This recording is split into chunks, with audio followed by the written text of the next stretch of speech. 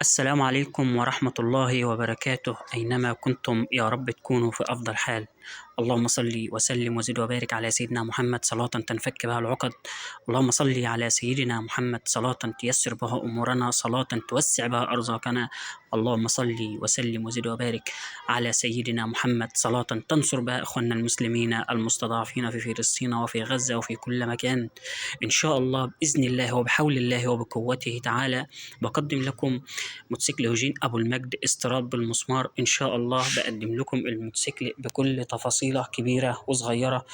إن شاء الله بس تخش وتتابعني، هتلاقي كل جديد وفيديوهات إن شاء الله مميزة وفيها إن شاء الله كل حاجة بالتفاصيل.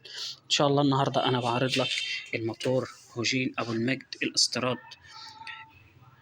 طبعا هنا كلمة الكينج اللي معروفة في المواتير، الكينج اللي موجودة في الموتوسيكلات أبو حوا إذا كان أصلي أو مصري.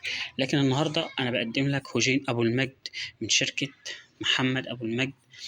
إن شاء الله موتوسيكل مميز وفيه كل حاجة حلوة. وطبعا إحنا مش بنعمل دعاية للشركة، بس أنا بقول عن تجربتي الشخصية للموتوسيكل. بسم الله ما شاء الله، موتوسيكل زي ما قال الكتاب، موتوسيكل الوحيد اللي ما اتجزأش. ولو تابعتم اتفرجتوا على الفيديوهات اللي في القناة هتلاقوني منزل الموتوسيكل بالصحارة كاملة. الموتوسيكل جاي صحارة كاملة، كاوتش، صاج، الموتور طبعا بيبقى جاي في كرتونة لوحده، ولكن جميع أجزاء الموتوسيكل بالمسمار، عداد، فانوس، عجل، مساعدين، الكرسي الحريمي، شكمانات، كل ده في صحارة واحدة. كل حاجة في الصحارى، كل حاجة في الصحارى ما عدا الموتور في كرتونة لوحده والشاسيه لوحده. أما باقي أجزاء المكنة في الصحارى زماننا صورتها لحضراتكم. إن شاء الله بحول الله وقوته بقدم لكم المكنة بالتفاصيل أهيا. موتور من هنا طبعا عليه الاسم، كل حاجة عليها الاسم زي ما حضراتكم شايفين، وهنا وعلى التانك. وإن شاء الله برضه هوريها لكم هنا على الشلتة. لو جينا نبص هنلاقيها هنا برضو موجودة، كل حاجة مكتوب عليها، وطبعا اللوجو بتاع الشركة. وهنا برضو تمام. هنيجي نبص على الشكمانات كذلك الأمر، الاسم واللوجو بتاع الشركة. تمام. تعالى بقى بص هنا كده على رقم الموتور الاتش جي، رقم الموتور الاتش جي اهون بالتفاصيل اهو باين قدام حضراتكم. طبعا هنا المقص، طبعا المقص حديد، يعني انسى ان هو يتكسر بخلاف المقصات المفرغه. حلو. قدام حضراتكم كل حاجه هي. تعال بص هنا، بص هنا على اللحامات. هنتظر ثواني كده لحد ما الكاميرا تظبط معانا. بص هنا الارقام المحببه. تمام. اللحامات طبعا هنا الشاسيه البومبيه. وانت بتتفرج كده يا ريت تصلي على رسول الله في التعليقات، وان شاء الله اللايك الجميل بتاع حضرتك. هنا برضو البومبيه. تمام. تعالوا بصوا هنا كده، القطعة دي اللي ماسكة المساعدين بالجدون، بصوا مفيش فيها خشانة ولا تحس إن هي تشطيب عالي. يعني هنا ما شاء الله تشطيب عالي. طبعا هنا دايرة الرمود أهي. دايرة الرمود من أشيك وأجمل دايرات الرمود اللي شفتها بصراحة، يعني هي والمكنة الحلاوة. عندنا هنا البصمة. تمام. أهي. انا لا زودت بنزين ولا اي حاجه، بسم الله ما شاء الله على طول. حلو. وطبعا هنفصل. عندنا برضو المارش اهون. تمام. اعتقد ان صوت المكنه مش عالي ولا فيه اي مشكله. تمام. هنفصل عشان نعرف الناس تسمعوني.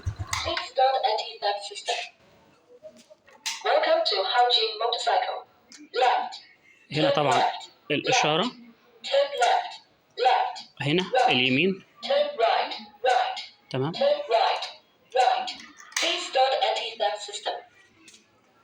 طبعا انتوا فاهمين هي بتقول ايه، انا ما بفهمش انجليزي قوي عفوا يعني. عندنا هنا الكاوتش الكندا حاجة محترمة وخامة محترمة جدا جدا جدا، من أنظف أنواع الكاوتش.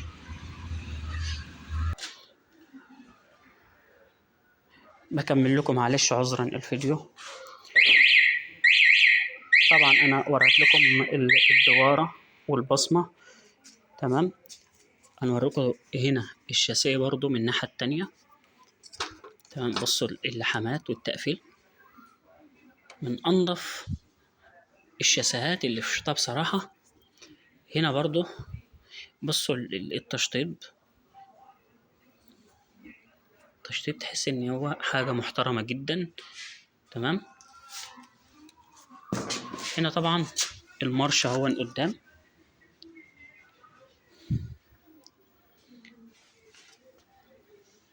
هنا الشكمان برضو عليه اللوجو بتاع الشركة والاسم. البطارية بتاع المكنة دي بطارية جافة، وبصراحة يعني البطارية الجافة 10/10، لا تنزل مية نار على الشاسيه ولا على المقص ولا الكلام من ده. وهي البطارية طبعا المية بطارية كويسة، بس بنخاف منها شوية من مية النار اللي بتنزل على الشاسيه أو المقص. طبعا هنا المقص ده أنا وريته لكم في الفيديو الأولاني لما كانت المكنة سحارة. المقص ده ما شاء الله خامة نظيفة وتقيلة جدا، وطبعا المقص ده مجهز إن المكنة دي ممكن فيما بعد لو أنا عايز أقلب الجنط الخلفي إلى فرامل باكم، مجهزة هنا هي بالقطعة دي. لو عايز أعملها فرامل باكم عادي، بس أنا منصحش بالفرامل الباكم لأن بتيجي في الشتاء وبيجي ما بين التيل وبعضه والطارة رمل وكلام من ده، يعني إحنا في غنى عنه، تمام. عندنا هنا برضو التانك أهو على الاسم واللوجو بتاع الشركة. العداد، تعالى بقى أوريكم المساعدين برضو اهي، المسمار الصغير، تمام. المساعدين اهو. طبعا الطارة الكاوتش الأمامي بتاع أبو المجد ما بيجيش سبعات زي أبو حو، ولكن برضو بقول تاني إن الكاوتش ده من أنظف وأحسن الكاوتشات اللي شفتها، اللي هي الكندا. وطبعا معروف يعني إيه كاوتش كندا، تمام. أنا بوريكم المكنة، هي يعني هي تجربتي ليها بقالي أسبوع ماشي بيها أو أقل، بس بصراحة نعومية ومشي وأداء وسحب بسم الله ما شاء الله تبارك الله.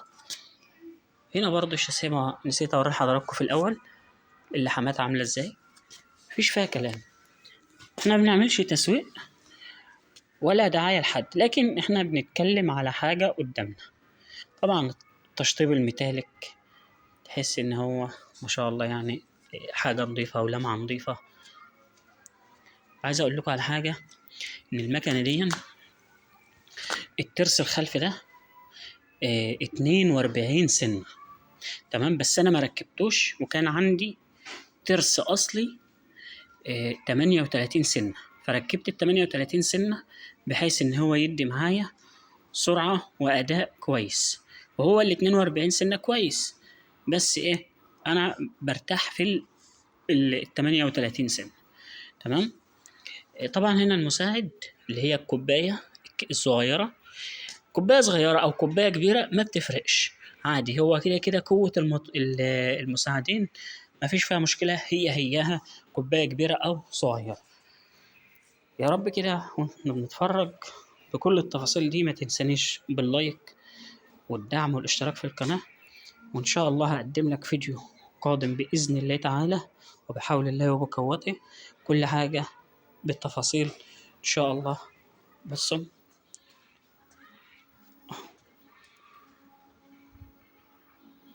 تجربتي للمكنة بقالها أسبوع معايا. بسم الله ما شاء الله، الله أكبر. مكنة والله العظيم حاجة محترمة جدا. أنا قعدت ألين في المكنة دي 3 أيام كاملة تليين. وطبعا لما باجي ألين ببقى شادد الدبرياش كده، علشان خاطر إن الزيت وأنا بلين يبقى داخل كل أجزاء الموتور وداخل في ورق الدبرياش، والزيت يكون داخل في كل حتة في ما بين ورق الدبرياش وبعضه. بشد ال- الدبرياش كده بأستك أو بأي حاجة، تمام، علشان إن أنا ألين. وطبعا التليين أنا بدور ربع ساعة وأبطل شوية لحد ما المكنة تهدى، تمام، وبعدها أدور تاني ربع ساعة أو تلت ساعة، وهكذا لحد مثلا ما أجي وأخليها تدور ساعة كاملة وأبطلها، وهكذا. مش هفضل طول النهار أخليها يعني يعني غلط إن أنا أفضل مدورها 3 4 ساعات ورا بعض كده، غلط. فما شاء الله المكنة خدت حقها في التليين، تمام، ما شاء الله يعني كل حاجة. والمكنة دي برضو أنا منزل لكم الفيديو، هي صحارة أنا مقفلها في البيت عندي تقفيل محترم بخلاف تقفيل المعارض.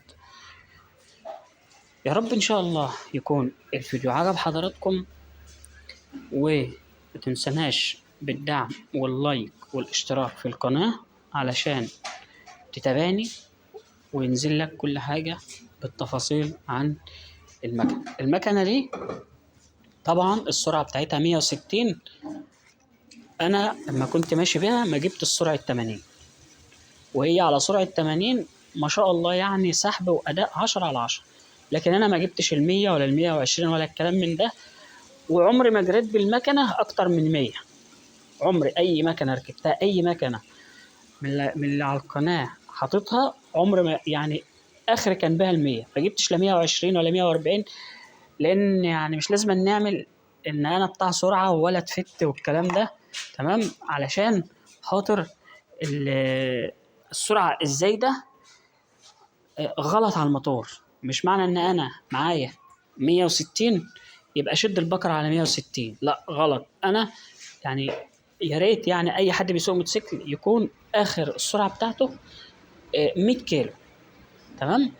واول ما تجيب المكنه دورها بس دقيقتين وتبطلها، تنزل زيت الحفظ، وتكون مجهز زيت موبيل او هافولين. الهافولين زيت كويس جدا اللي هو 50/20. ممكن تجيب 40/15 أو 40/10. بس ال40/10 أو 40/15 ده بيبقى في الشتاء، تمام. وال50/20 لا بأس به. إن شاء الله يا رب أشوفكم على خير. استودعكم الله، والسلام عليكم ورحمة الله وبركاته.